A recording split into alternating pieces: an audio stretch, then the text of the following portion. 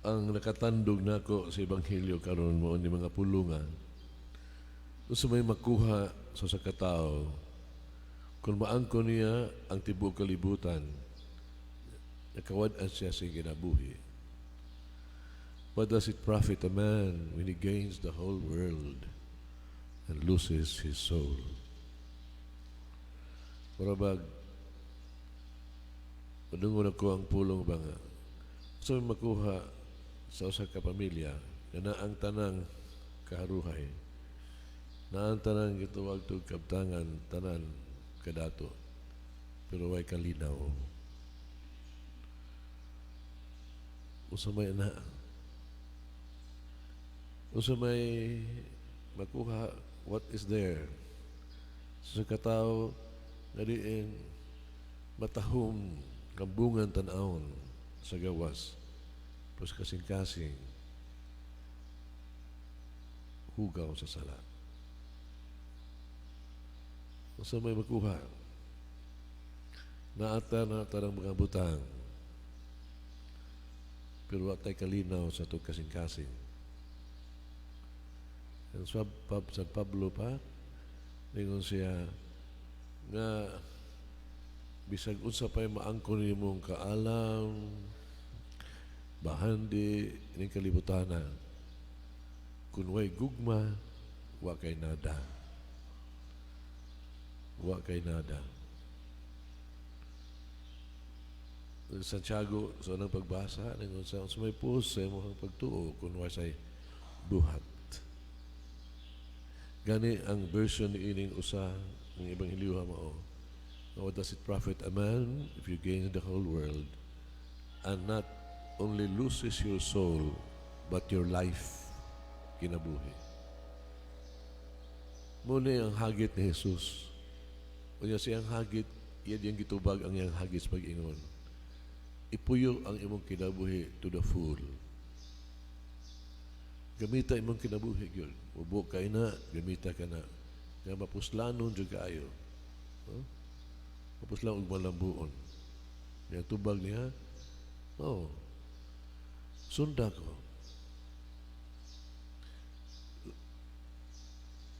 Mao na nga, what does it profit a man when he gain the whole world and you lose your soul? No? Wa nimo ang gugma, wa nimo ang Ginoo. Kung nga si Kristo, live in love. Ipuyo imong kinabuhi diya sa gugma. Sa mga sinahigugma kanato. Nga kita mangisuon siguro ta gugma hibaw mo niini na gyud, no? How Christ has loved us, diya sa ano pagmahal. Puwang pa niya, whatever you do it with love. Nga masabtan din mo niya yung sulti ba nga kalimti mong kagalingon, pasana imong cross, sunod ka na ako, no? Kung ikaw mahigugma ka, kasabutan kayo dayon niya, no? It's easy to deny yourself, forget yourself. Kiba mo, mga ginikanan, kalimot ka, tungos pagmahal. Tungog imong unang-una, tuaman sa uban. Kung nakigugma, bisag usang sakripisyo, magkaya nimo. Bugat nga pagsulay. Pero kung naigugma, kung nasa pagtuo, kaya na ito na. Kining krus, susto kinabuhi. Doon na kita'y krus taran atong binuhatan, o krus na gihatas Ginoo kanato ato ang misyon sa kinabuhi. No? O kini, bugat ni atong suluhon Pero kibaw tayo bisag unsa ka bugat ang problema kay bugat man gyud. Kung na ay gugma, makita nimo, makaya nimo kanang with the grace of the Lord. It's still heavy dyan ang ihapo yun. Pero naama ang grasya sa Ginoo. Dakang problema. Pero ang mga panahon na suri-suri ko sa mga barangay, sa mga sityo, ang problema, ang krus ipasa sa mga tao, kinigyon gitawag tuwan ay mga karon pa ay nakang suga, karon pa ay mga balay nga gahimtang tarong mga paginabuhi way klaro. No? Misa ko sa mga kapilya, makita ko ano we shared, gusto na istorya sila, how they try to carry the cross every day. Hinahinay lang. kinahilay. Unya kita ko resilient kayo, mga kita ito kamo lang yun siya mo adjust. Mo adjust. Pero ang naagang factor kita nako mo nga sila nagsalig lang yun sa Ginoo na ang ilang faith. Munang malaumon kayo ba? Kaya mintas na pa ilang gugma o pagsalig sa Ginoo. Ang problema ilang tubang daily, adlaw-adlaw. Oh? Adlaw-adlaw. Makita nyo ba nga kung saan maka-imagine ta nga lisunod juga ayo. Yes, lisod juga ayo. Pero ang ilang pagpasan daghan pa juga ayo. It's when you do it with love and compassion. Nya kanang krus sa atas Ginoo sa nato, no? Kana yun tan-aw na to makaayo. Muro pag just enough for us. Makaya gyud nato kita mo nung nga bugat na jud kayo. Pero yung sabat may yoke is easy. Ang yoke ito ang responsibilidad. Lala jud kasi pagtuo niya do it with love. Mo na problemahan. Mo na problemahan. Kaya ang atong cross is just for us, enough for us. Di siya mahatag og cross nga sobra nato, di makaya nato.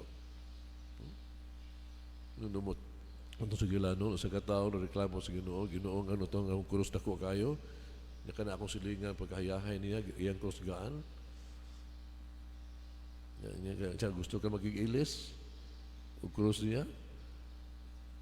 O gani gusto ka mapilig imong kagulingong krus, gidan niya ang tao sa usa ka kwarto nga puno sa mga krus. Na pagpili diha imong gusto.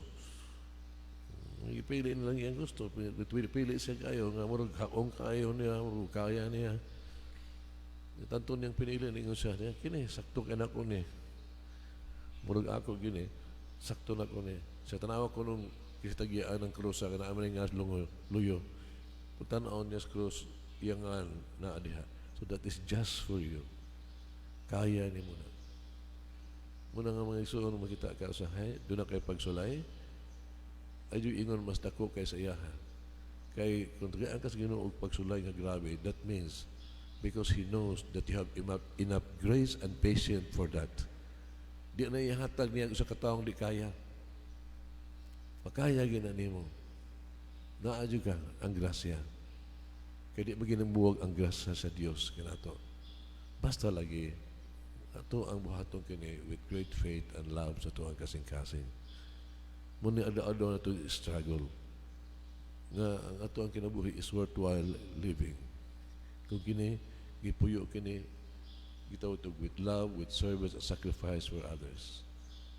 Muna pag Kristo ba gisakripisyo alang sa uban. Mao kanay ito ato gugma. Kaya sa katapusan sa kinabuhi nato ato bang tos Ginoo, no? Ang Ginoo magkaila ka nato tan-aw niya kasing-kasing na ang krus kaila siya kanato. Pero tanaw niya sa nato unya hukman na taniya dili siya kasing-kasing. Mga taong way kasing-kasing di siya kakita. Tungod kay ang Ginoo ana amas ng kasing-kasing. Amen.